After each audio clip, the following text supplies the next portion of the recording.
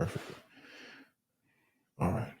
Welcome back to another episode of the Black Menaces podcast. I'm your host for today, Nate Bird, and super excited to be here. We have an amazing guest in studio today, someone that I've known for a few years, but I've realized that as long as I've known this person, I've never actually just like sat down, talked to them, and learned their story. And today, get the chance to do that. So, Asher Head, will you please introduce yourself real briefly for us? What's up, everybody? My name is Asher. Like Nate said, I've known him for like 3 years or something like that. It's been a minute. Yeah. So I'm happy to be here, and I'm a big fan of Black Menaces, so I'm really happy to be on the podcast today and share my story. Absolutely. Yeah, we're excited to have you, man. Looking forward to hearing your story. But before we do, you know what it is. We got our Menace moment. And today we're going to be covering someone that was actually recommended to us by one of our loyal listeners. I'm not sure if they wanted to remain anonymous or not, but they sent us an email about this person. So if you hear this, you know who you are. Thank you very much for recommending this person. But the person that we're going to be doing today on the Menace moment is a woman named Wangari Muta Matai. I don't know if I'm saying that right. If I am, good. If I'm not, then I'm sorry. But she was a Kenyan social, environmental, and political activist who was responsible for the founding of the Green Belt Movement, which is an environmental non-governmental organization focused on the planting of trees, environmental conservation, and women's rights. She was born April 1st, 1940, in the central highlands of the colony of Kenya. Her family was Kikuyu, which is the most populous ethnic group in Kenya, and they had lived in the area for several generations. She began attending school at age 8, and at 11 years old, she moved to St. Cecilia's Intermediate Primary School, which is a boarding school at the Mutare Catholic Mission in Nyeri. She studied at St. Cecilia's for 4 years, and then during this time, she became fluent in English and also converted to Catholicism. When she completed her studies in 1956, she was rated first in her class and was granted admission to the only Catholic high school for girls in Kenya, Loreto High School in Limuru. Through a scholarship program known as the Kennedy Airlift, she became one of 300 Kenyans selected to study in the United States in September 1960. She majored in biology with minors in chemistry and German at Benedictine College in 1964, then studied at the University of Pittsburgh for a master's degree in biology. After receiving that master's degree, she was appointed to a position as a research assistant to a professor of zoology at the University College of Nairobi. But when she arrived at the university to start the new job, she was informed that it had been given to someone else. She believed that this was because of gender and tribal bias. She took a job as a research assistant in the microanatomy section of the newly established Department of Veterinary Anatomy in the School of Veterinary Medicine at the University College of Nairobi. And eventually, she took a position as an assistant lecturer, then continued to teach as a professor, becoming a senior lecturer in anatomy in 1975, then chair of the Department of Veterinary Anatomy in 1976, and associate professor in 1977. And she was the first woman to serve in each of those positions at the university. During this time, she campaigned for equal benefits for women working on the staff at the university, and even tried to turn the Academic Staff Association into a union to negotiate for benefits. She was denied this in the courts, but many of her demands for equal benefits were later met. She founded the Green Belt Movement in 1977 in response to the environmental concerns raised by rural Kenyan women. And as an executive member of the National Council of Women of Kenya, she was involved in many different fights for political and tribal equality in her country. The Green Belt Movement has been responsible for planting over 50 million trees. And because of her contributions to sustainable development, democracy, and peace, she was the first African woman to win the prestigious Nobel Peace Prize, which is pretty amazing, right? That's dope. Yeah. It's absolutely incredible. And it's even more incredible because between 1901 and 2018, only 52 Nobel Prize awards. So like there's multiple prizes that you can win, like for like science and all kinds of stuff. Right. And only 52 Nobel Prizes have been given to women, like out of all the Nobel Prizes between 1901. So was that 117 years? Basically since the prize was started giving out. And 852 Nobel Prizes have been given to men. So through her efforts, she became the first African woman and the first environmentalist to win the Nobel Peace Prize. And so that is a little bit about Wangari Muta Matai. She later just went by Wangari Muta. Um, Dang, but yeah, I that's mean, crazy, right, yo. yeah. So she's a powerhouse of a woman. To win that award, that's no joke. Very few women have done that, and no one in her Definitely. position has ever done that. Right, So that's super inspirational. Like, I can't even imagine getting that far and doing all that. Like, I wonder what her mindset was. Like, if she saw herself doing that, or if she mhm. was just kind of like, this is where I'm headed and I'm just going to keep going down this path, you know? Yeah, I feel like most people who are like doing big things Hmm. may not necessarily realize that they're doing big things, at least Right. at first. Like I'm sure Hmm. at some point you get to the point where you're like, oh, this is big. But like when it first starts off, it's never like, oh, this is the goal to like generate Right. this and this and this. Hmm. But it just kind of becomes that. Case in point, Black Menaces. Right. We started out just like really like letting off some steam, and Hmm. it turned into like something much bigger, you know. And Yeah. so yeah, I think yeah, a lot of times it just starts with the little things. So Yeah. it's cool. It's That's what's cool. up. Yeah. Any other comments on that? No, man, as I was listening, I'm just like, oh my gosh. Like, I heard you say she started off, she didn't get the job that she left for. Right. She went out there for, they gave it to somebody else. I'm like, excuse me? Like, Yeah. what?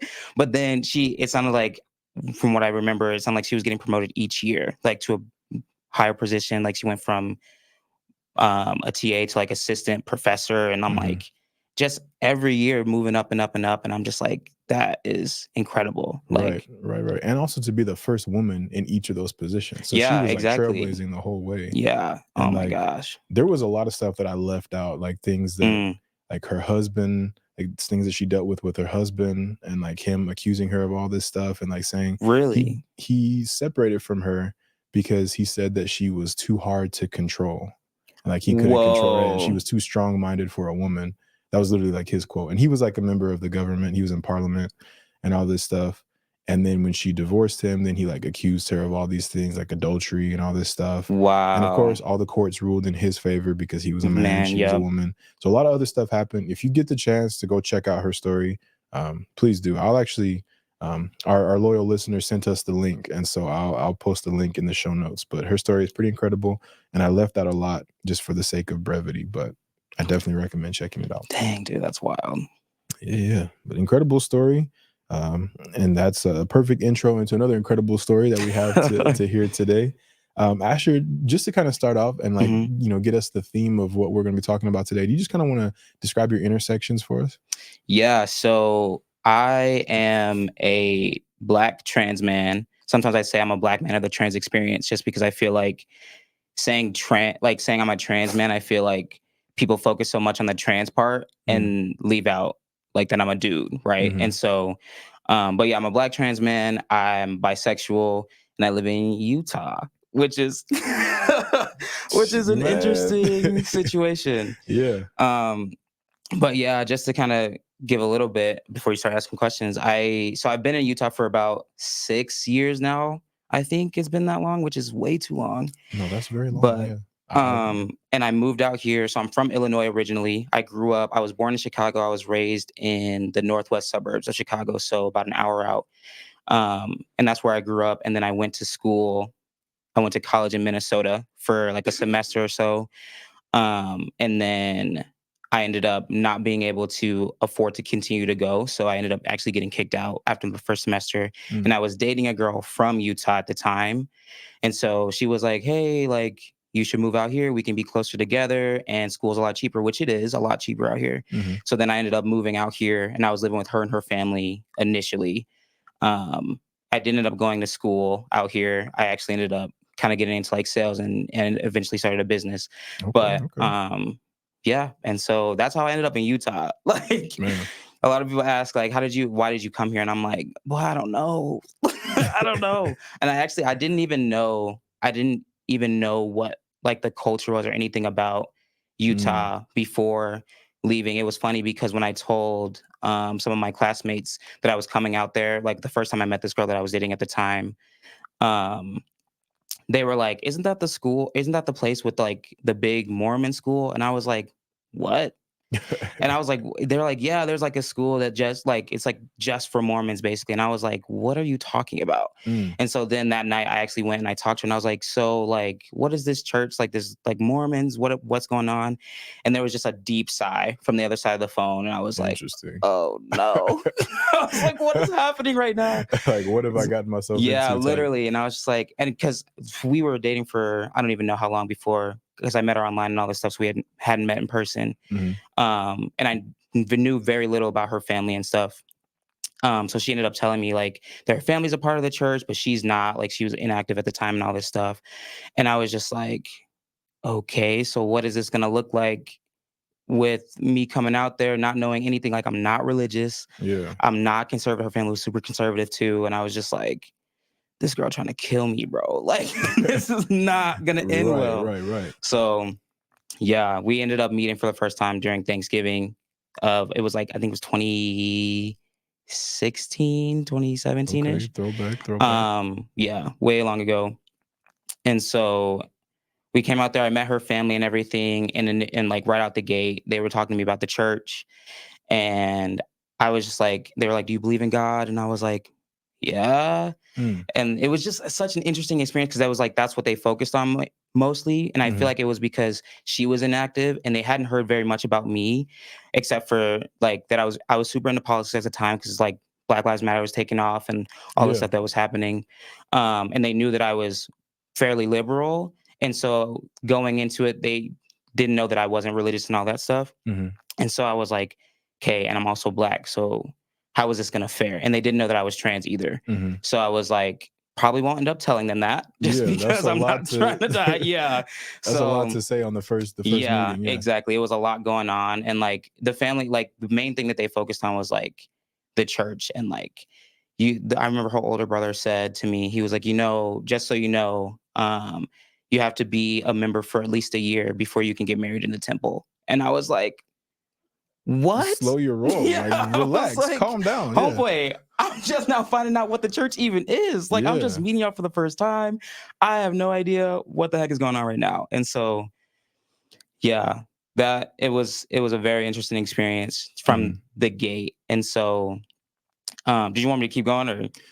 I wanna talk more about that, but before we even get to that, I kinda Mhm. wanna talk about, like, you, I wanna talk about you growing up and, like, Okay. what it was like, growing up in Illinois, and, Mhm. like, at what point did you kind of realize that your identity maybe didn't mesh with, like, what was Mm. the norm? Yeah, yeah, yeah. So talk a little bit about that. Yeah, so growing up in Illinois, I grew up so like I said, I was born in Chicago, but my family moved out to the suburbs when I was like I think I was a baby. So Okay. I was pretty much raised in the suburbs, like the northwest suburbs of Illinois. So if anybody's familiar with that, Mhm. Oh, if we Rachel was here, she'd be losing yeah. her mind right now. She loves some Chicago. Right. Anyway.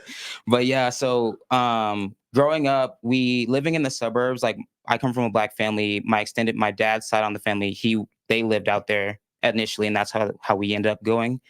And so I grew up in a predominantly white area, which was interesting because at school, and I was also like in honors and like accelerated learning and all this stuff. And so most of my classmates, being in a predominantly white area, were also very white, very educated, all these things come Mhm. from a lot of them were rich and different things like that. And so, which my family was the complete opposite of that. So Yeah.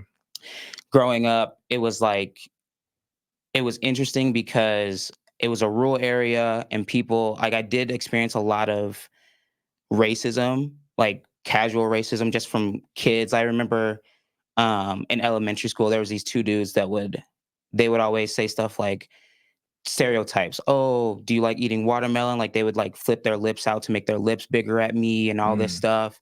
And it was crazy. And at the time, I would just kind of like laugh it off because I didn't know how else to Yeah. deal with You it. don't know what to do with that. Yeah. Yeah.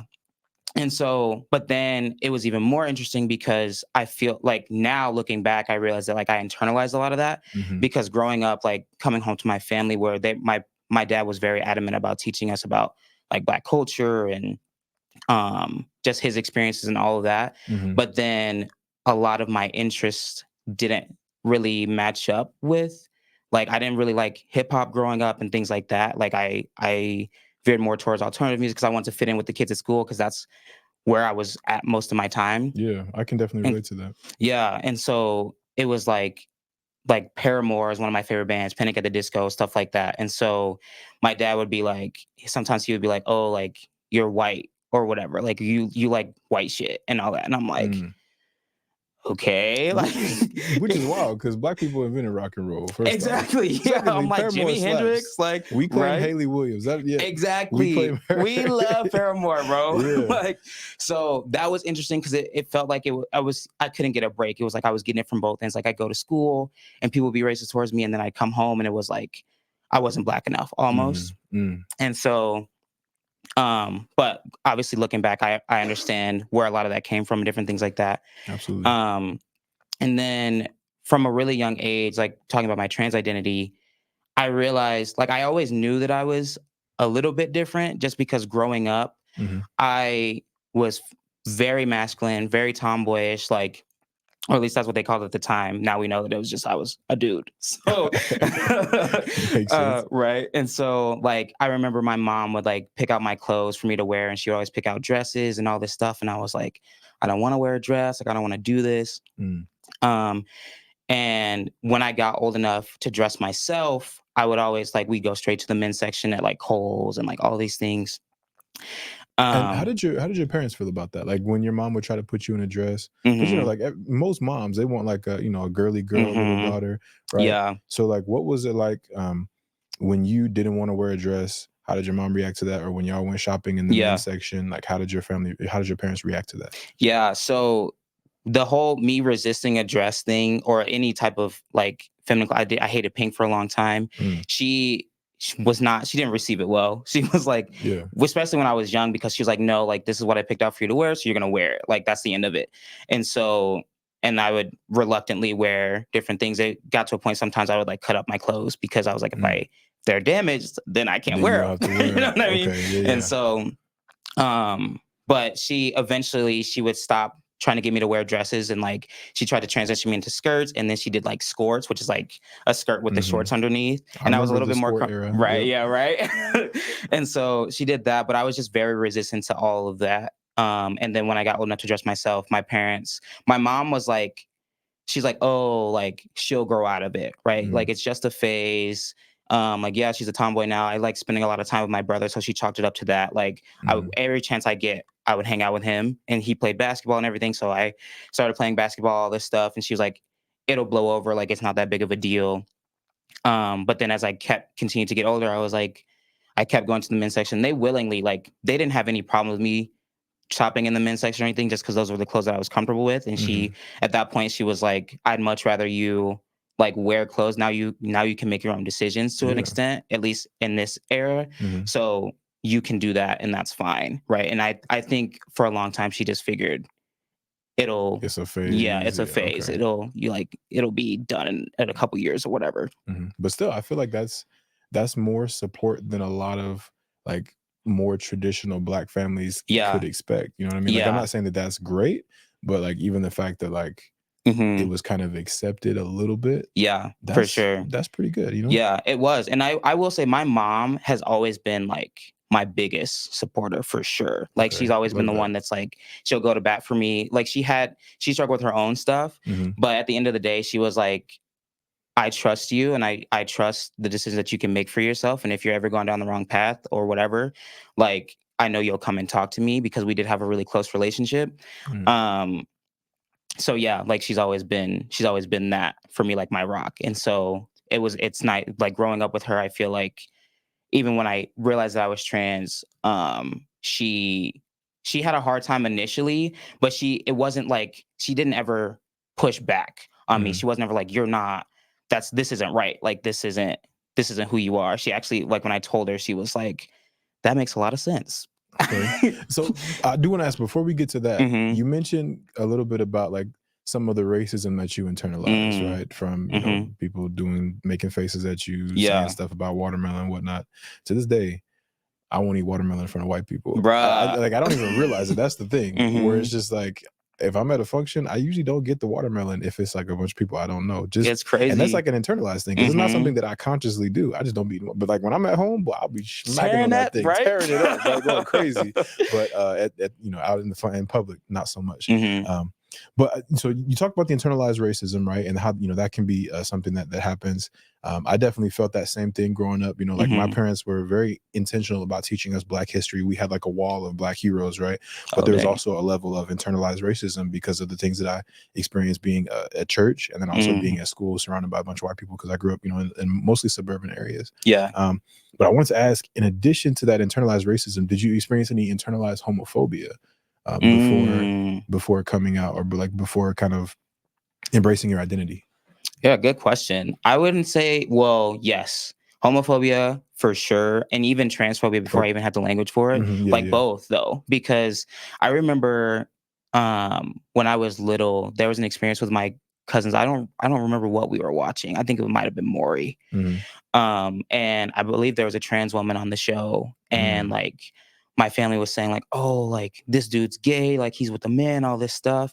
And I was like, yeah, like I was using slurs and everything at a young age. And so mhm, it definitely was prevalent in my family, even though we did have family members who were like gay and had different sexual orientations in that sense. mhm, But I don't think um the transphobia was as prevalent or as like known because that wasn't something that we had experienced before, but it definitely was. Instead of it being like, oh, this person is trans and like that's wrong, it was more like they excluded their identity, or they like invalidated their identity by saying like they're not trans, they're just gay, mhm. right? So it's like it's not really a thing for somebody to not identify with the sex that they were assigned at birth, right? Yeah. And so, but at school, it wasn't that big of a deal, at least not to my face, just because my brother was super popular. And so everybody was like, we're not going to mess with this kid's sibling because we'll get beat up. Right. And Yeah. so, Mhm. like, but at school, I did like, I don't know if you ever had like Ask FM. Do you know what that is? Where you could like ask anonymous questions, kind of like, Yeah, man, I ain't thought yeah, about Ask FM in bro. forever.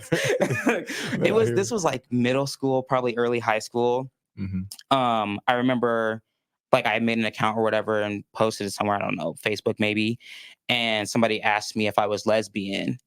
And I was like, no, I'm strictly dickly, which is like, yikes, bro, what? I was like, The early 2000s was a wild time. Like wild. the Like, things that we said and did, what were we talking about? honestly, I'm like, what does that even mean? But so like I definitely think people suspected, but it was never like I never really got bullied outside of when I was in elementary school and they were saying all that racist stuff to me. Mhm, Outside of that, it was like, oh, whatever. yeah. Like we'll just leave this person alone, kind of thing.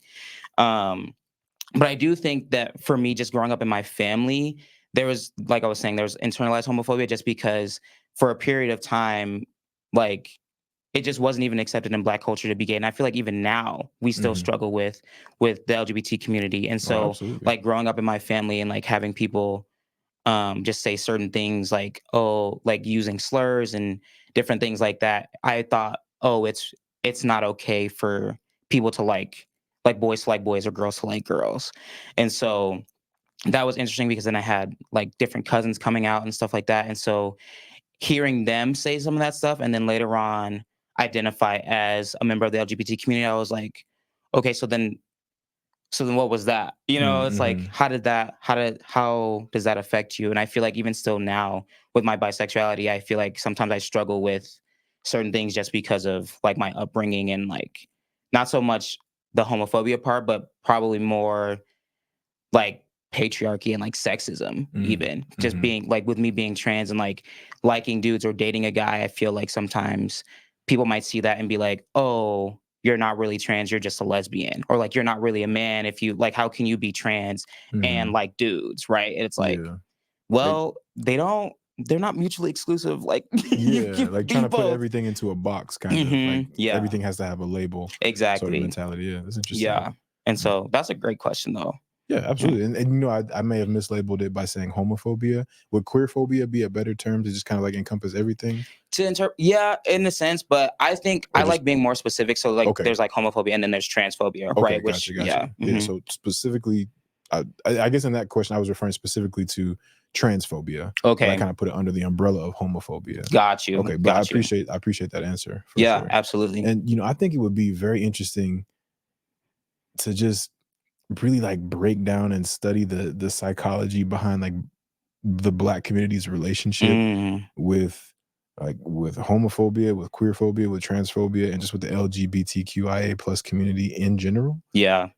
Because some of the most like prominent members of Black society and all the different things have been very queer and pretty Mm-hmm. open about it. Yeah. But like there's still this like undercurrent Mm-hmm. of hatred and fear associated with that. But I mean, if you think about people like, and we just kind of like pick and choose and excuse where it's okay. Like look at Exactly. Prince. Right? Come on, man. Like, come on, Look you at can't Prince. This tell me man this had his man. whole ass cheeks out, bro, Literally. on stage, Like, and people, yeah, Prince. love Prince. Love Michael Prince. Jackson. We don't know. I Yep. mean, there's probably some other things going on Yeah. there, but he definitely had. We can speculate whatever. Then you got Mm-hmm. Angela Davis, Mm-hmm. open lesbian, Yep. right? You got James I was Baldwin, about to say James openly Baldwin. Yep. bisexual. You got Marsha P. Johnson, Mm-hmm. who was a trans woman who Yep. is the one who basically started the whole Pride parade thing. Yep. Like whenever you see a Pride festival, Marsha P. Johnson. Marsha P. Johnson Yep. started the original Thank ones, you. right? So you got all of these Black queer people doing big things within the Black community, Mm-hmm. like right there. And who was it? The last week or a couple weeks ago, Sebastian did one on Baynard Rustin. I can't remember his name at the moment. It's slipping my head. I think I know who But you're talking about because I think he was the one who episode. orchestrated the March on Washington.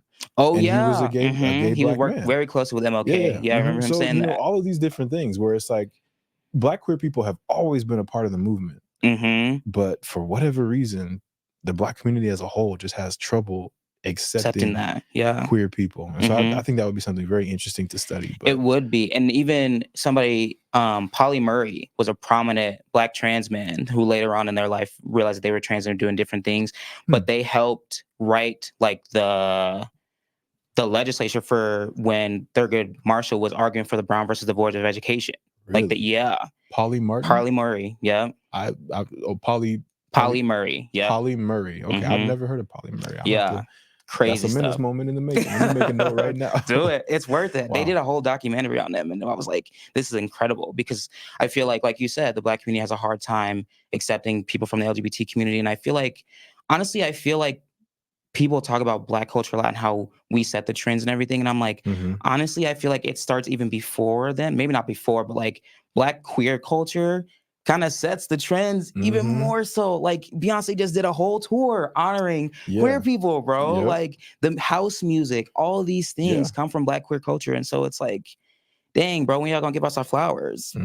Right. So no, for real. And especially even like the way that we talk right now. Like a lot of the slang that we use or like the terms that are kind of like, the period. I was going to say period, like, all slay, is right? That's all Black queer culture, right? So it'll be interesting to see what happens in the decades to come, for sure. And definitely. We've kind of strayed off. No, you're good. I bit, we're going to stay on this path for just a little bit longer. Yeah, let's go. Come on. But I was actually, something I wanted to talk about was how, like, sometimes, and this we can touch on this a little bit more later, but sometimes with me being Black and trans or Black and queer, it's like sometimes I feel like when I'm entering queer spaces, I have to leave my Blackness behind. And sometimes when I'm entering Black spaces, I have to leave my queerness behind. And I feel like that has to do with the fact that, like, there's a lot of different intersections, a lot of different homophobia and transphobia and all the kinds of things and that intersect with the Black culture and Black community and stuff like that. So okay, that's very interesting.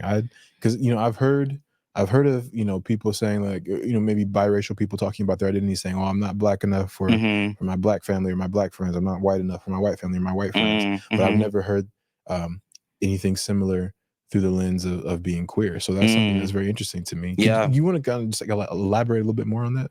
Yeah, I feel like sometimes in queer spaces, even though they can be very diverse in the sense of like gender identity or sexual orientation, they're still, and especially in Utah because it's a predominantly white area, they can still be very white. And I feel like even outside of Utah, queer space can be very white, where it's like, oh, this is like part of queer culture, I would say,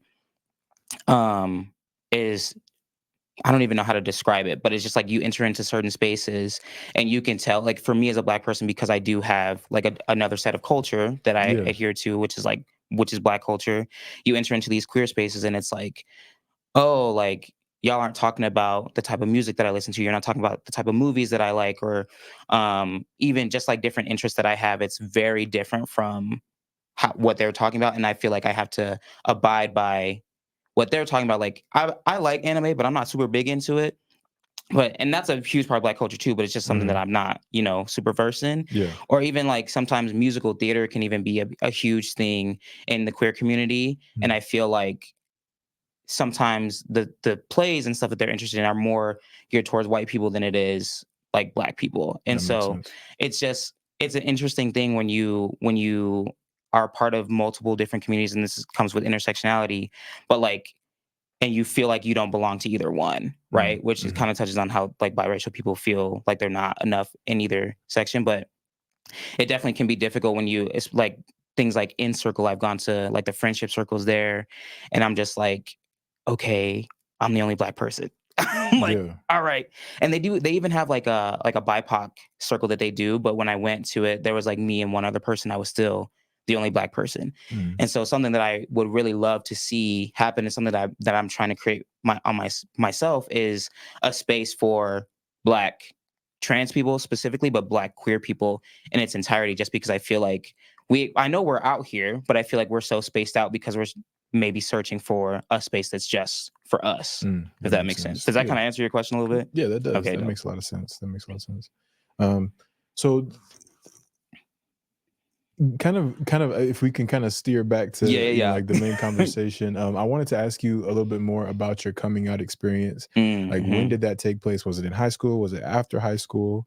And then, how was it, um, like, first coming out to family or to Hmm. friends, and then kind of coming out more publicly? What was that like for you? Yeah, good question. So I came out um officially October of, I think it was like 20, I was in high school. So like 2015, I think it was my Okay. junior year of high school.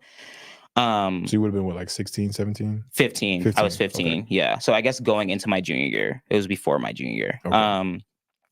And initially, so I realized I was trans, and I like low key. Sometimes I'm like, I don't like telling people this because I feel Mm. like, but I'll say. So I um actually ended up taking like something similar to like a BuzzFeed quiz, which it was like, are you a boy or are you a girl? But it wasn't scientifically backed, not a Yeah. legit thing at all. I We was love like, a I don't good even, BuzzFeed quiz. yeah, right.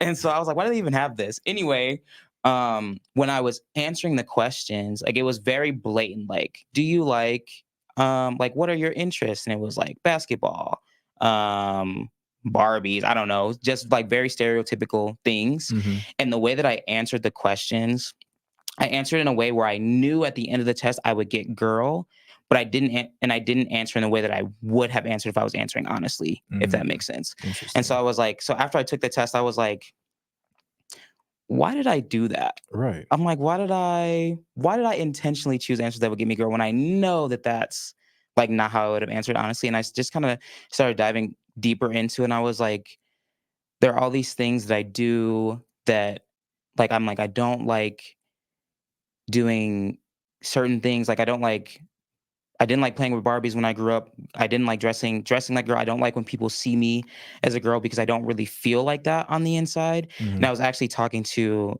this girl that I met online at the time, because I feel like me going online and talking to people was like my escape from everything that was going on in my life, because Yeah. I had a very tumultuous childhood. So I always needed a place to like retreat to. And I had met her, and she thought that I was a dude, and I didn't, like, I never corrected her on it. I was Mm. like, I'm just gonna let you think that because and I like when I would talk to her, I'm like, I feel the most myself when I'm talking to this person. And Mm. that's what led me to take the quiz in the first place. I was like, why, like, what is going on here? And as I started researching things, and I was like, I feel like a boy, but I'm not a boy, I think. And so I started Googling stuff, and I found the term transgender on this website. It was like, I don't remember the name of the website, Mhm. but when I read the definition, I was like, what? I was like, this is a thing. I was like, it felt like a weight had been lifted off my shoulders. And I was like, this is me. Wow. I was like, I don't think I've ever been able to put this into words before, because like I didn't have the words for it. Like Yeah. then, and the way that it was defined at the time was like, you feel like a boy trapped in a girl's body. Mhm. And I was like, yes, yes, I do. And so then like I told I told the girl that I was talking to at the time that, and she was like, "Oh my gosh, what?" She's like, she was confused because thought she was talking to like a guy the whole time, like a cis guy Oh, the whole time. yeah, yeah. But then she ended up kind of like she delved deeper into it with me, and she was like, is this really how you feel? All this stuff." I was like, "Yeah." Um, I was like, "Thank you for being here for me, all this stuff." And I ended up. She's like, "Well," she's like, "Do you think you should tell somebody?" And I was like, "Who?" Mm. And she's like, "You should probably tell your parents." I was like, "I don't know about that." Right. I was like, "I don't know about that." But even before I even told my parents, I actually prayed about it because I'm a very spiritual person, and so and I believe in God. And so when I came to terms with it for myself, I was like, I laid down in my bed and I was like, God, if I'm a boy, like tell me I'm a boy. Mm. And I immediately started crying, and it felt like a weight had been lifted off my shoulders, and I was like, and I took that as like, yes, like Mhm. this is who you are. And so when that happened, I think it was like the next day, I told my mom, I was like, and I went into her room. I was like, "Hey, mom, I have to tell you something." And she was like, "What's up?" And I was like, and I just laid it flat out. I was like, "I'm a boy." And she was like, "That makes a lot of sense." Mm. And I was taken aback. I was like, "What do you mean that makes a lot of sense?" And she's like, "Do you know that when you were, um, I think I was maybe like 4 or something, we were at an age where my brother and I would take baths together because we were so young." Mhm. And she said, "When you and your brother would take baths together, you looked at me and you asked me like, 'Where's my penis?'" And I was like, "What?" And she's like, Mm. "Yeah." And she's like, "I told you that like you didn't have one and you wouldn't have one." And she's like, "You threw a fit." She's like, Mm. "You were so upset." And I was like, "Why didn't you tell me this?" I'm like, "Why am I just Right. now finding out?" But and it was so interesting too because like all throughout growing up, like I said, like whenever she would try to do things that were traditionally girly for me, I rejected it so viciously. And so I Mm. was like, "You didn't think like, hey, maybe something's a little off here." And Yeah. so I told her first, then I told my brother and my sister. They were both like super accepting. The last person that I told was my dad because I knew he was gonna struggle the most. Mhm. And so it was actually, I think I told my dad like months later, Mm. and I told him on his birthday, which was probably not. Yeah, I know. It's Wow, okay. interesting decision. Um, I told him while my mom was there, and I was like, "Hey, Dad, like I need to talk to you." And he's like, "Okay." And I told him the same thing. I was like, "I'm a boy," and he's like, "What?" And I was like, "Yeah, like I'm a boy." And he's like, "So you're gay?" And I was like, "No." That sounds like that interview, you know what I'm talking about? "Why are you gay?" Oh Like yeah, that that's what that sounds yeah, like. That's so funny. exactly. Anyway, I'm sorry, Mhm. No, no, continue. you're good. But I was like, no. And my mom was in the room too. She's like, no, that's not what she said. She at the time, she's like, that's not what she's saying. Mhm. And I was like, no, like, and I described it to him. I was like, I feel like I'm a boy trapped in a girl's body. And Mm. I don't think he really like processed it in the moment. Yeah. But his response, he was like, he's like, okay. He's like, well, I love you, you know. And I was like, I love you too. And then I left the room because I was like, that is not at all how I thought it was gonna go. Like I thought he was gonna be mad, like I thought he was gonna scream and yell at me. And I was Yeah. like, wow, that actually went really well. And then and then And time then passed. later, shit Yeah. hit the And it like fan, set okay. in for him. And he was like, absolutely not. Like this is Mm. not. And I think it really hit him when I started going to the doctor. Because like as soon as I for me, like I was like, okay, I know that I'm transgender. And then I researched like different things that you could do. And so like I found out about like top surgery and like hormone replacement therapy and all this stuff. And I was like, immediately, yes, give me Mhm. that because Mhm. I'm not gonna keep living my life like this.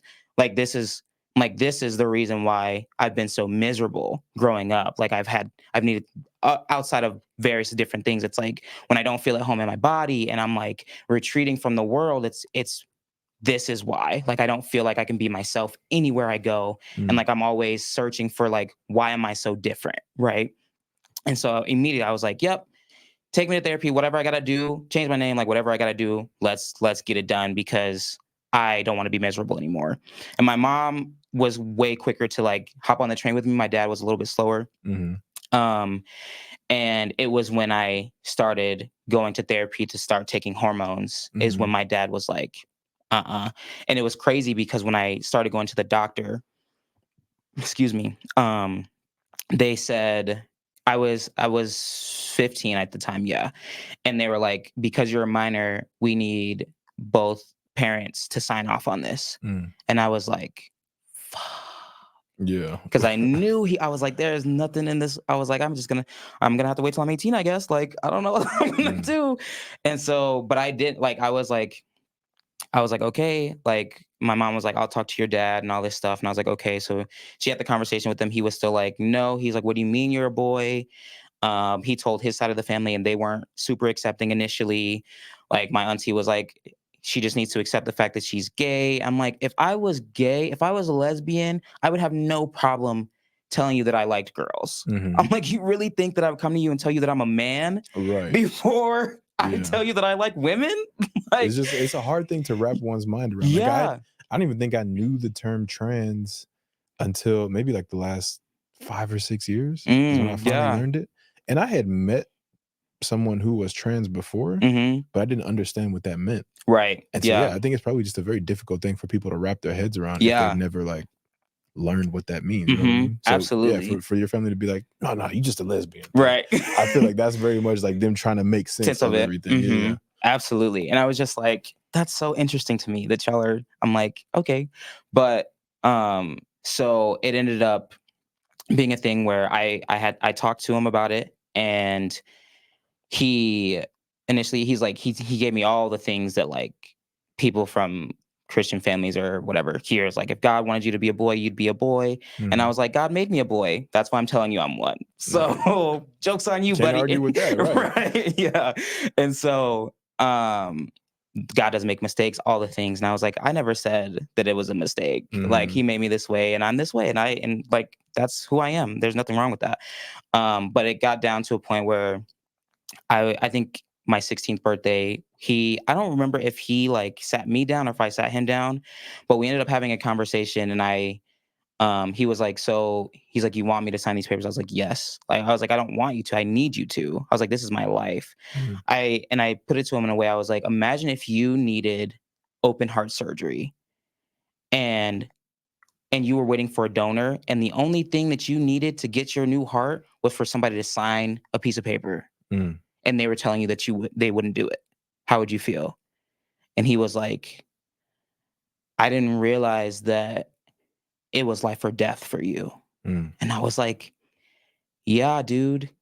Like I can't keep living my life in a way that makes me miserable. Like I Yeah. literally don't want to continue on this earth. Mm. Right. And so he signed the papers that day. He was like, all right, like he's like, I refuse to bury my child. So Mm. he signed the papers. And I think not too long after that, I started hormone replacement therapy. And before all that happened, I ended up coming out. I don't think my extended family knew for a long time. Like my immediate family knew initially. Mhm. And then it was October. It was like National Coming Out Day, actually. I don't think I planned that. I don't think I knew that that was a thing at the time. It just happened to be that day. And I made a Wow. YouTube video and I posted it on YouTube and I posted it on Facebook to like come out to all my friends on Facebook. So like school, friends, family.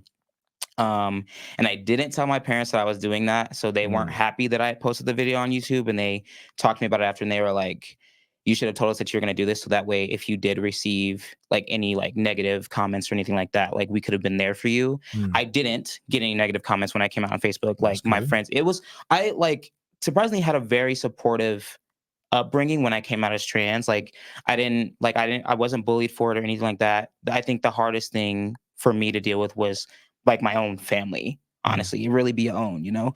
But Mhm. like um and so like everybody outside of that, at least not to like I said, not to my face. They never said anything hurtful to me or anything like that. All my friends are super supportive. It was just like a transition for them to like use my new name and use the correct pronouns and all that. Yeah. And so but yeah, after I came out on Facebook, like I was playing basketball at the time, so I was playing on the girls team, and so that was difficult to navigate because Mhm. Mhm. it was like, so you want us to call you Asher, you want us to use he him pronouns, but you're also like on the court, like how are we gonna navigate this? Are you still going to play on the team? All that stuff. I ended up I finished out the season that year, and then I tore my ACL at the Mm, beginning of my junior year playing basketball. So I just sat on the bench and I like was like the assistant coach or whatever, okay. team manager. Yeah. But it's still like navigating locker room situations. Like Mm, all the girls, they knew me, and so they're like, "You're fine. Like come in. It's not a big mhm, deal." So yeah, high school and everything. It wasn't the most difficult part of high school, like transitioning in high school, was the fact that people weren't used to you calling me Asher and saying he and him. mm, And so yeah, outside of that, it wasn't too hard, but I was ready to leave just because it was such a transition for everybody around me. And I was like, I can't wait to go off to college so that I don't have to deal with like people knowing me as my dead name and like knowing me as a girl before like I'll yeah. get a fresh start kind of thing. And so when I went to Minnesota, it was like, cool, you're Asher, you're a dude. We don't know otherwise unless you say something. And so Yeah. that was super nice. But and then like I was saying earlier, my extended family on my dad's side, they weren't the most supportive. So that was a struggle too with um like family functions and stuff with them, like seemingly going out of their way to misgender me and use my dead Mm, name and stuff.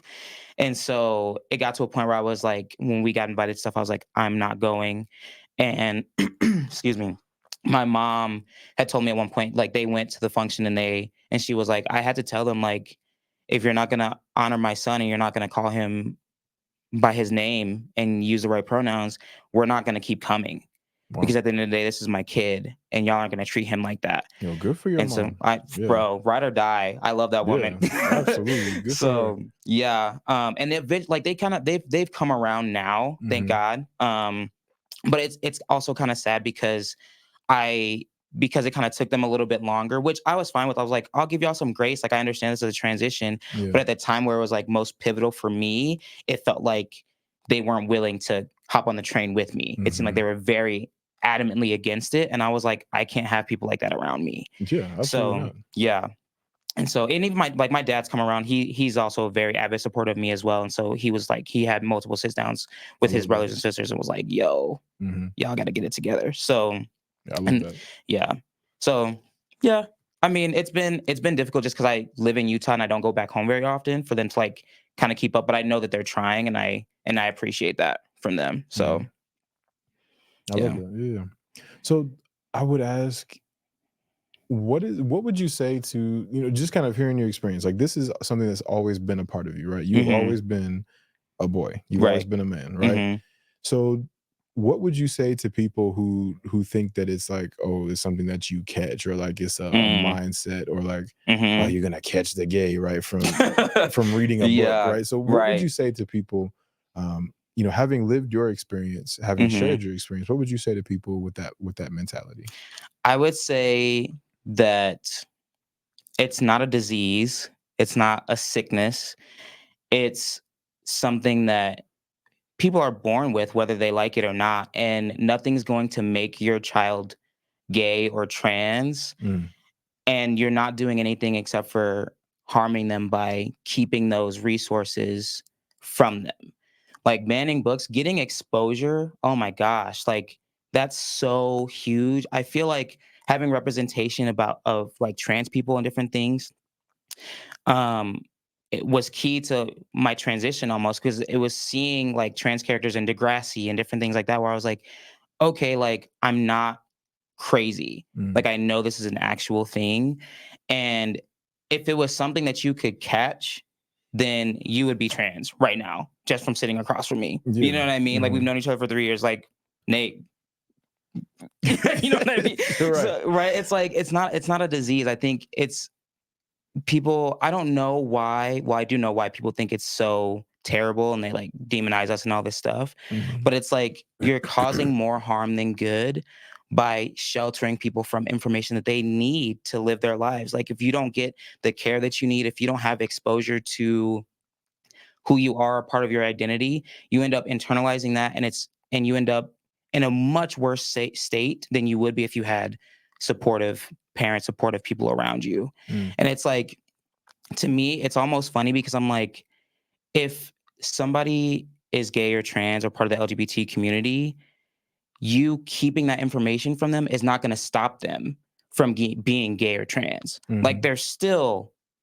that. Like, that's who they are, Right, right, right. period, whether you accept it or not.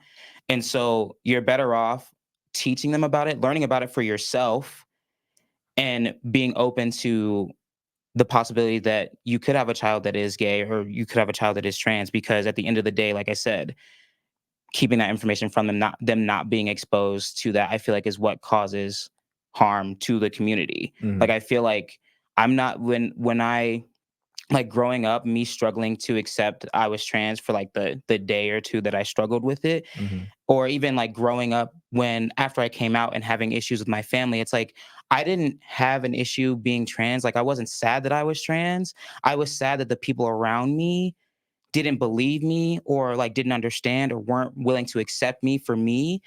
And that was what was causing me harm. Like, Mm. that's why, outside of like needing to get hormones and stuff, like that's what I was talking about in therapy.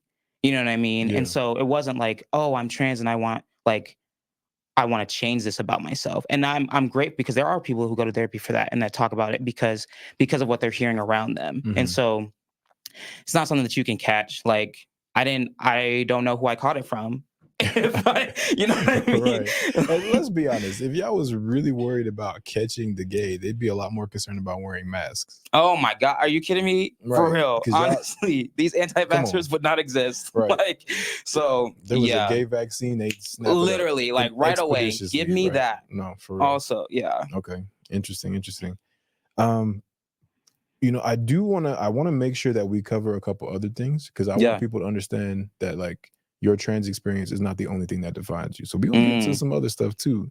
I But appreciate before that. we do, um, what like is there anything else that you would say? Any advice that you would give to people who are going through their own transitions, who are figuring out their own identities? Mm, Any last words before we, pivot into um, other parts of your identity? yeah, for sure. I would say live your truth, right? Mhm. That's what it says on my shirt right here. I would Amen. Love say it. be honest with yourself and know that you're not by yourself, you're not alone, and there are people who love you and support you, even if they're not in super close proximity right now. Mhm. You are worth. I'm probably gonna start crying, dude. Dang. You're good. There's some tissues right there. Um, I just think that it's so important for people to know that they are loved Mhm. and that they deserve love and that it's okay to be exactly who you are. The way that you see yourself, the way that you feel is valid. And anybody, don't let anybody tell you different, because you know yourself best. And if you believe in God or you're struggling or whatever, like, God made you the way that you are because he loves you. Mhm. Period. Period. Amen. That's Thank you, perfect. man. Hey, Dang, I was trying not to cry. no, you good. Listen, thank you so much for sharing that. I really appreciate Absolutely. that.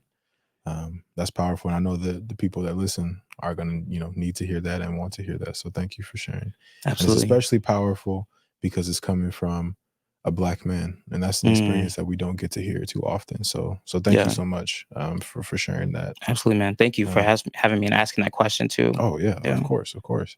I do want to kind of get into some of the other things that you do because Mm. I've known you for a minute. I know that you are a talented actor. You're a talented singer. You're an artist and crafts person. You be doing crafts and stuff on Yeah, TikTok and whatnot. bro. You mentioned earlier you're an entrepreneur. You got your own business. So tell us a little bit Yeah. about some of those things. Yeah. I'll start off with the business. I own a clothing brand called Finally at Peace. Okay. I started it a couple years ago. I think it was like 2020. I've always been into like designing t-shirts. I've been designing t-shirts since I was in high school. Mm, And I moving out to Utah kind of inspired that for me, starting finally at peace, because I realized that there wasn't a space for trans people. Like there wasn't a lot of, and just LGBT people in general. I Mhm. was like, there needs to be empowerment here. There needs to be something that lets people know that like we're out here, Yeah. and for us to see like we see you, right? Mhm. And so I started finally at peace because I was in a place of my in my life where I felt I was super at peace within myself, and I wanted to encourage other people to live their life authentically. And so on the front of the shirt it says live your truth, and on the back it says be so completely yourself that other people feel safe to be themselves too. Mm. And so with my brand I wanted to empower everybody to live in a way where they know that they're being true to themselves, because I feel like when you're focused on living your life the way that you think is best for you and you're not harming yourself or anybody else, you're going to spread that light around to the people around you, to everybody.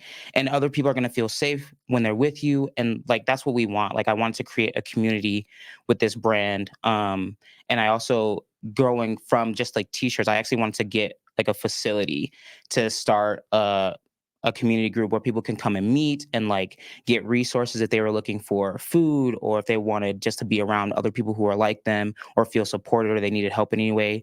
I wanted to do that. I haven't gotten to that point yet just because Mhm. money is tight, Yeah, boy. of Like, course. but that's the goal. Like, I want to do something that's kind of similar to InCircle, but not quite, because I do want it to be more geared towards like BIPOC people, more specifically Black people, in Utah, just because I feel like there's not really a space for us, like I was saying earlier. Mhm.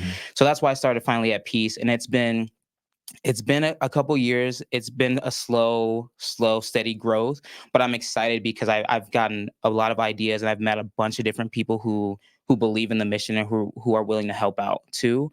And so it's been fun to see all the possibilities and see where things can go, because that's like I just feel like it's so needed. And so that's kind of what inspired it. I did my first market in, I think it was 2020. It was at Back to School Pride. I don't know if you're familiar with Back to School Oh, Pride yeah. at BYU. Yeah. Oh, Oh oh, yeah. yeah, we familiar with it. Yeah. Mhm. So it was the year before that that I did my first one, and it was so crazy because I had bought 100 white t-shirts. They were all extra large. I got them screen printed, and I was gonna like guerrilla market it. So I wasn't even gonna sign up to be a vendor. I was just gonna show up and like try to sell Oh, my wow. t-shirts. Yeah, I was like, because it was. I thought it was too late for me to sign up to be a vendor, Mhm. but then I ended up messaging like the page, and because they were putting up flyers around Provo, and I was like, oh, like let me help you put up flyers. And the person who owns Rainbow Collective, Maddie, Mhm. she messaged back, she's like, yeah, I'll help out. And then I was like, and then I ended up messenger after that, and I was like, hey, like I actually just started a clothing brand that does this, like would I be able to vend? She's like, absolutely, like come out, you don't have to pay for your booth, whatever. Okay. And I was like, dope. So Yeah, I'm no, like, for now I don't have real. to be worried about them trying to kick me out because I'm Right. like trying to sell my Take a t-shirt, right. bitch. Literally. So I did that. Like I said, I bought 100 of them, and I think I sold like half of my inventory that Okay. day. Yeah, that's Yeah, good. it was crazy. I was like, dang, and it was crazy. 'Cause literally, like I tie-dyed a few of them, and like the response that I got, like the first person that came up to me to buy a T-shirt, her name's Chris. She actually, if you're familiar with Strength and Shades, they do markets like once a month. Hmm. Yeah, it's BIPOC owned, and they're geared towards like BIPOC people, entrepreneurs and stuff. And Okay, that's so it's a cool. market full of all women owned or BIPOC owned businesses. She came up, she was the first person to buy a shirt from me, and when I told her what my mission was, she literally started crying. Mhm. And she was like, oh my gosh, like she's like, you have to come and be a part of my market. Like this is what we're all about. We want to build community out here because it's so scarce. Like, the Black community, people of color, they need a space to exist. Yeah. And I love what you're doing with this. And so we're connected, and like I've gone to Strength and Shades too, and it's an amazing space. If you haven't gone, go. I've never heard of Because it, so it's I will be in amazing. attendance, yeah. Yeah, dude. Actually, I think October 14th they have a market up in Salt Lake. It's like Publix. I'll send you the information. Okay, yeah. But so she was the first person to buy a t-shirt from me, and like from there, like I would tell people my story, and they would just like start crying, and I'm like, okay. I'm like, all right. I'm like, Enough. Okay, it's my right. story, not yours. Yeah, Relax. exactly. So Yeah. I'm just like, but it for me it was like confirmation. It's like, okay, yeah, like Mhm. this is what I need to be doing. This is where I need to be. Like this is needed. And so even though it's been slow, like I'm keeping at it because I feel like it is something that Utah needs. Mhm. And just like the world in general. Outside of that, like with design and everything, like you said, I started building a couch for my apartment, which is crazy because Yeah. Build you're That took like, a second for that to sink in. I was like, "Oh, he said building a couch." yeah, Yeah. yeah. So, Wow. um, not a clean segue, but um, I like building things. I'm a super crafty person, Mm. and so I've been watching this like YouTuber for a long time. He does DIY stuff, so he like build couches and build tables, and I was like, I could do that. I was like, I could do that. That's amazing. And so yeah, so I just moved into a new apartment in Provo, and I was looking on Facebook Marketplace for different couches and stuff, and I couldn't find anything that I liked, and I was like, let me just build it, I guess. And so yeah, now I'm doing that, and it's insane. It's a very humbling experience because I literally have no idea what I'm doing. Mm. Like, not a clue, but it's gonna be done, and people aren't gonna fall through it when they sit on it. Hopefully. So Yeah, yeah. that's amazing. You've inspired me. Maybe I try building. I do enjoy Hey, building stuff. I got tools out the wazoo, so maybe I'll hey, try you building a should. couch. It's worth it. I don't know. Maybe don't start with a couch. Maybe start with like a table. That's a good point. Yeah. Yep, I'll build a Yeah. table first, a little end table. Yeah, Mhm. exactly. That's Okay, safe bet. Safe bet for sure. cool. Well, love that, man. Um, I don't know. Anything else you want to talk? What did we talk about? We talked about your business. We talked about um your crafts. Do you want to talk about like, maybe some of the stuff that you do on social media, like Oh yeah. little crafts here and there? Yeah, I've been doing a lot of cooking on Instagram so far. Like I'll just find like honestly, I just like to cook. I think it's fun. I think it's therapeutic for me. I know some people get stressed out when they cook, and that's Mm, understandable mm-hmm, because it can be stressful. But I've always liked to cook since I was growing up. I grew up, my mom would cook in the kitchen. I always help her out. And so um I would so now I've made mashed potatoes, I made bread, and I like learning new things and learning new skills just because I feel like I probably have undiagnosed ADHD low key. mm-hmm. And so it just keeps me busy. It keeps my mind going. And so I made bread the other like a couple months ago, I think it was. Okay, And I was scared because I was like, again, I have no idea what I'm doing. But it actually turned out really good. I was shocked. that's So cool. We're gonna have to trade recipes because I make some killer biscuits. oh, So that's right. yeah, Yeah, you saw dude. 'em, You gotta yeah. hook me So you have up. to give me your bread recipe. I'll give you my biscuit recipe. I got you. You make some good cookies too, I heard. I do make some good cookies. I do some. I'm pretty good at baking. Cooking, I Okay. can cook. I just prefer to eat cake. Chicken. I don't know. Sweets. Okay. Right. I prefer to get a burger than as opposed to cooking my own. But yeah. Anyway, Yeah. continue. No, no, you're good. But yeah, that's kind of what I've been doing on social media. I'm on my content creator journey. There you I'm go. trying to get out there. We love that journey. Right. It's interesting. Hmm. But That algorithm is ridiculous. right, it's insane. Doing Mhm. reels, I'm like, okay, they say if I use this trending audio, my reel's supposed to pop off. And that's Right. like 60 views. Mother. No, that happened to me. I made a video. I put some work into it, and it was like a Hmm. commentary about this, and and I make all these videos about jokes. It'll get like 500 views, and Hmm. then I posted a video where I found a spider. I just like took a Oh video yeah, of I me saw. finding the spider. Hmm. That mug got 80,000 views Bro, what? on Instagram. I'm like, what? Like, Huh? what is that? 80,000 views for this? I found a spider, and that's what everybody cares about. But when I'm out here like preaching about Honestly, though, activism and inclusion and all that stuff, then all the nobody want to watch. things It's you wild. think that people would care about, it's like, all right, spiders, Yeah, dope. it don't make But any sense. yeah, dude. Something else I kind of want to touch on. We glazed over a little bit. It's just like me being trans in Utah. Mm, Honestly, yeah, yeah. Talk um, about that.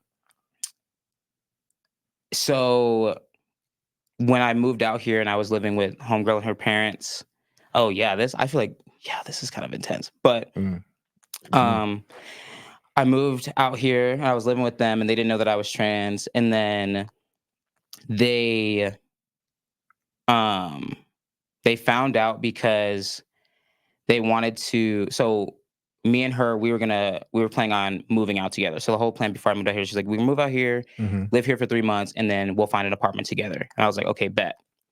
So I moved out there. Her family didn't know I was trans, and we were cruising. Like I heard them like I wanted to tell them because I didn't want it to be this whole like thing that it ended up being anyway. But as I was living there, there was a lot of stuff happening in the news, and like they would say stuff about gay people. Like I remember hearing her mom say one time, it's like God created Adam and Eve, not Adam and Steve. And I Oh was yeah, like, I remember that one. girl. Right. Hush. Yeah. So I was like, okay, definitely not gonna tell them. Hmm. So but then they ended up finding out because when they were already upset because we were planning on moving out together. And, Hmm. in LDS culture, Oh like yeah. that's forbidden, right? And Hmm. um so when they found out that, they were like, no, like, are y'all gonna get married first? All this stuff. And we were like, we're not ready for marriage, but all this stuff. And so then I was talking to her older brother one night, and I was like, if y'all are worried about me getting her pregnant, like, you don't have to worry about that. Like, that can't happen. Mm. And he didn't ask me any questions about it at the time, but it definitely piqued his interest. And so then they Googled me, which I was like, Interesting. right? I was Right. like, okay.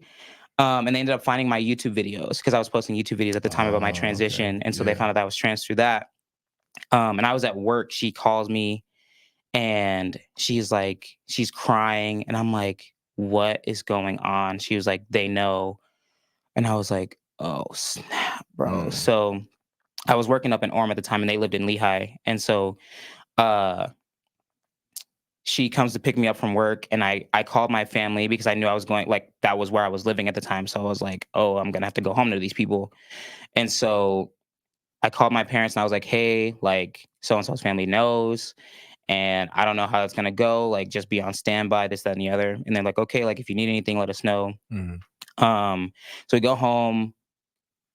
It was like her entire family, except for her dad, because I think he was still at work, in the living room, just like waiting for us to walk in. And I Mm. was like, you're kidding. I was joking in the car, trying to like keep it light. I was like, I should walk in and be like, "Hey, everybody, what's going on?" Yeah. Like, I'm like, why y'all so tense? Like, what's going Right. Just on? pretend like you don't know Right? anything. Like, just Yeah. be completely oblivious. But she's Oh like, "Do man. not do that." And I was like, "All right." So we go in, Uh-huh. and they're all sitting there. It looked like they had. It literally looked like somebody had just died. Mm. Like you would think if you didn't know what was going on, it's like, oh my gosh, like what is happening?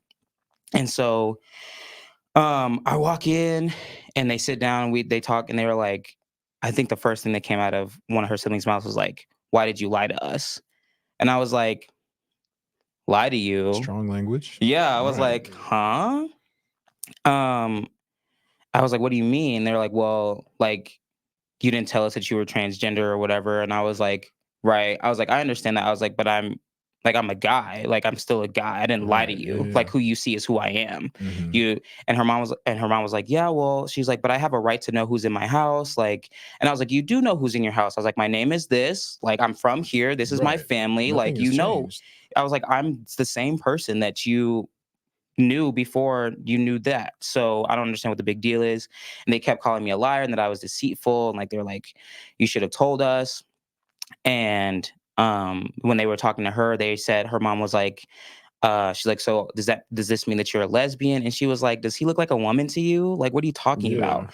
Yeah. Um, and then her older brother was like, so do we need to take you to the airport?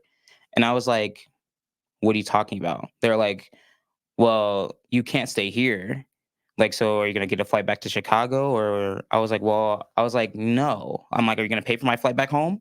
I don't think Right. so. That's wild. Yeah. So I was like, they're like, well, you can't stay here. So, and I was like, all right, like, I'll find a place to go, kind of thing. And then I guess her dad didn't know. So they're like, do you want us to tell him or do you want to tell him? I was like, I can tell him. Like, I mean, I'm surprised y'all haven't already. Right. But then he came home and like I like told him, I was like, hey, it's like this is what's going on. And he's like, oh, is that why everybody's all up in arms or whatever? And I was like, yeah. And he was like, well, he was like, I knew. And I was like, huh? Interesting. And he was like, I even told my wife. And I was like, okay, so if you knew, then like, why is everybody so shocked? Like, why is everybody so mad? And he was like, well, you lied to us about it and all this stuff. And I was like, you just told me you knew, bro. Like, Right. I'm like, Like, what do you mean? and I'm how did the dad confused. know? Exactly. Yeah, exactly. I'm like, Mhm. okay, you knew, Yeah. sure. Mhm. But yeah, Interesting. yeah. And Okay. so after that, we actually ended up, so she came with me. She was like, I'm not gonna let you, it's like, where are you gonna go? I had just enough money to pay for a night in a hotel. Mm. And then the next night, we ended up sleeping in her car. Wow. Yeah. And so we were in the process of looking for apartments and we had found a place. Um, and we were trying to get a hold of them to see if like they had approved us or whatever. And the night that we slept in her car, like they sent us an email saying like, hey, like you guys are approved, this, that, and the other. You just need to come up with, I think it was like $1,200 for rent, deposit, all this stuff. And the guy who was living in the apartment before us had told us that he was going to leave the deposit for us. So we only Oh wow, had, yeah. what a So generous we only guy. had enough money for like rent. And so when they told us that we needed to leave the deposit, we were like, what are you talking about? Mm, Like, so we had to come up with like another $600 in 24 hours, which was crazy. mhm. But we ended up doing that. And we were able to get the apartment, and it was like and everything ended up working out. But like just having gone through that, being homeless literally, and like them kicking me out, I was just like, whoa, dude, this is insane. Like they loved me before, right? Maybe they didn't love me. They weren't like, oh, like Asher's so great, da da da da. But they definitely weren't like, this man is like worthy of living on the streets. You know what I mean? Like they Yeah, welcomed me into their home and everything. And so like the switch up was insane. And I yeah, was like, absolutely. bro, like, and so, but yeah, so that caused a rift in our relationship and all that stuff. But that was insane. And then I've also had other experiences where like dating people from the church where like their family initially they're like, oh, like this guy's so great. And then they find out that I'm trans and they're like, we don't want you to be with our daughter. Like Interesting. that's not the lifestyle that we want her to live. And I'm like, That don't even make what what lifestyle? lifestyle, right? Exactly. Being I'm married like, to a man, like yeah, I was like, huh? I'm that's confused. wild. So that like I think that's been like the hardest thing being in Utah. Um, Dating really is kind of difficult, just being a trans man, being a black Mhm. trans man at that, just Yeah, because yeah. because that's another layer. Exactly. Yeah. And so Yeah, that's been difficult. But other than that, like I've definitely been able to find community. Like I'm in a choir, right? You know, that's how we met. we It's through love the the choir. And choir. so Mhm. like, yeah, right. We love the choir.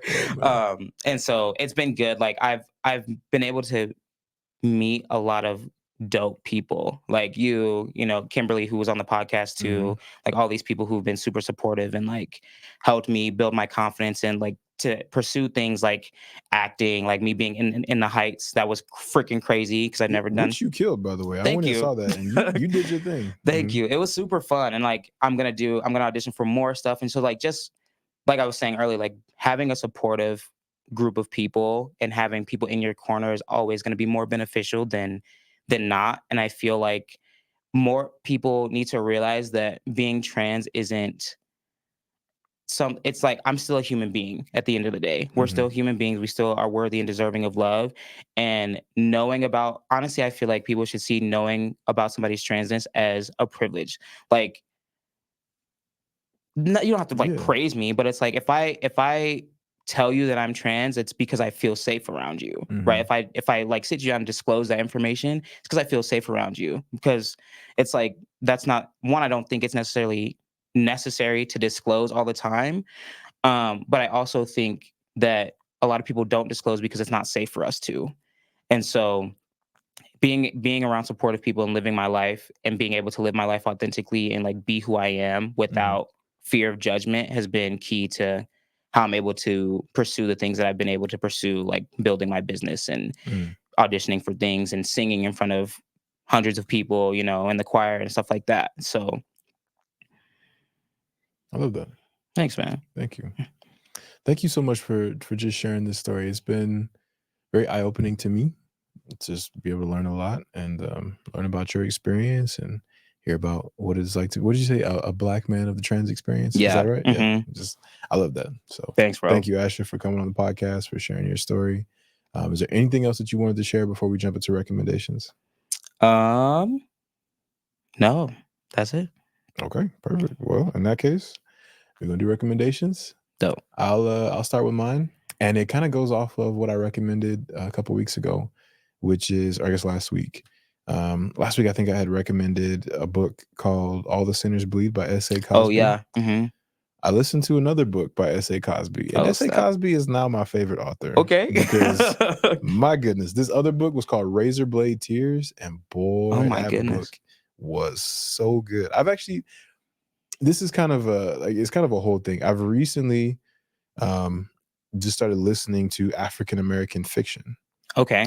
because I'm like, I want to hear stories from a black. Like, I want to hear black experience, Mm-hmm. but I don't want to hear about like stuff that's just The depressing or like trauma. stuff that I like. If I'm gonna watch something, I would much rather watch something that I can't necessarily relate to and like Mm-hmm. experience secondhand. Yeah. And so being able to just kind of like, and I listen to a lot of audiobooks. I don't have as much time to read, but being able to Yeah. listen to these audiobooks, and these are books written by black authors about black people, and it's just experiences that I Mm. can connect with on a different level. Like, don't get me wrong, I love me some Harry Potter, but Yeah. Harry Potter don't like it's not the same as reading a book by S.A. Cosby and like Right. hearing a book read by a black person about a black person. Mm-hmm. There's just something special about that. But anyway, this book called Razor Blade Tears. It's about uh, a man whose name is Ike, Mm-hmm. and he's a black man. He's done time in prison, and um, his son is gay, Okay. and he's married to a white man who's also gay, obviously, right? He's married to a white man, and they live in the South in Virginia. Okay. Wow.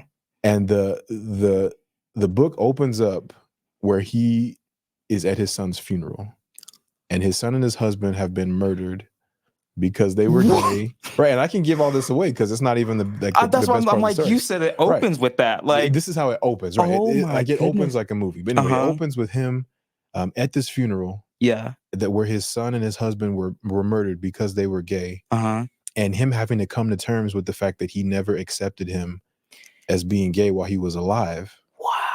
And then he teams up with his son's husband's father to find the men that killed their gay sons. And boy, when I tell you this book was nonstop action, just it was so good. That is crazy. Yeah. Literally, you just giving that synopsis. I'm like, I'm hooked. Sign me up. Absolutely. Like, and it's free. I got a library card, so I just plugged it into the Libby app. Oh, dope. Yeah. And I can listen to it for free. And I listen to everything on double speed. That's just the way my brain works. Everything is on double speed. So I think it's like maybe a 12-hour book. I listen to it in maybe like a day. Oh my like God. 6 hours worth. But man, I'm like, that could you book understand the words, bro? Like, that's the thing. My brain, it just works that way. So like even I watch YouTube videos on double speed. Like just everything is double speed. Okay. Right? So I'm like, I pump it up to like 1.25. That's you start off 1.25, then you take it up, and then eventually you get to now. I'm like, damn, two. Double slow. speed is too slow, right? I gotta crank it up. Let's go to 5 speed. Dad. No, but yeah, Razor Blade Tears. It's an incredible book. Yeah, I love it. And there's been a few others that I've read, but just being able to read or listen to books that just reflect a black experience, but a black experience that isn't real necessarily. You know what I mean? Because like I hear a lot about trauma and about just existence as a marginalized person, right? But sometimes it's good to just hear a story that I can relate to, but that also I don't have to live through at the same time. You know Exactly. So that's my recommendation. I know that was long-winded, but no, you're good. That book was so S.A. good. Cosby. I'm like, I want to read some other stuff now too. Oh no, Dang, absolutely. what the heck? I'm gonna read every single book I can get my hands on. But what's your recommendation? My recommendation, I have two. One's a little long-winded. Second one is not so much. But my first one would be to do something creative, like learn a new skill, or like just paint a picture, draw a picture, cook a meal that you never cooked before, add some different spices to it, just like spice up your life. You know what I mean? Like I feel like I always hear so many people say that like they're not creative or they don't have any type of creativity or whatever. I'm like, no, that's BS. Like we are creators innately. And so my recommendation is just like be free. Like it's so fun to just like grab some paint. You can get it from Dollar Tree. It doesn't have to be expensive. Just like splatter it on a canvas. Honestly, so fun, so freeing, relieves a lot of stress. Jackson Pollock. That actually sounds very fun. I'm gonna have to do it. Do it. Yeah, it's so fun. And then my second recommendation would be to listen to Victoria Monet's new album, Jaguar 2. She is amazing. If you heard the song On My Mama, On My Mama, On My Hood. Yeah. She released a song called On My Mama, and it's so good. It samples that. Okay. So good. Victoria Monet, her new album. Solid. If you know, I don't know if do you know Lucky Day? Oh yeah. He's featured on it too. I love me some Lucky Day. Solid, bro. Yep.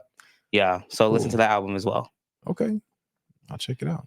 Dope. Cool. I think that's it. I think that's all all I got, bro. It's been a great episode. One of our longest ones. Oh, really? I think so. Okay. Close to it. I don't know. Anyway, it's been a great episode. I can honestly keep talking, but I'm sure you got places to go. Yeah, bro. Get out of here. But thank you. Thank you so much for having me. I really appreciate the opportunity to share my story. Like I said, Big fan of Black Menaces. I've listened to almost every single episode. I was listening to an episode on the way up here. Love it, love it, love it. So yeah, thank you so much for having me. I appreciate the platform to share my story. I'm gonna leave you with the joke that you gonna understand. Oh, it's an honor and a privilege to be in the presence of Asher. You don't. Oh my! Why do I not know that? The song from the choir. Oh, what an Oh, that's no? before my choir time, bro. Oh, really? No, it's not.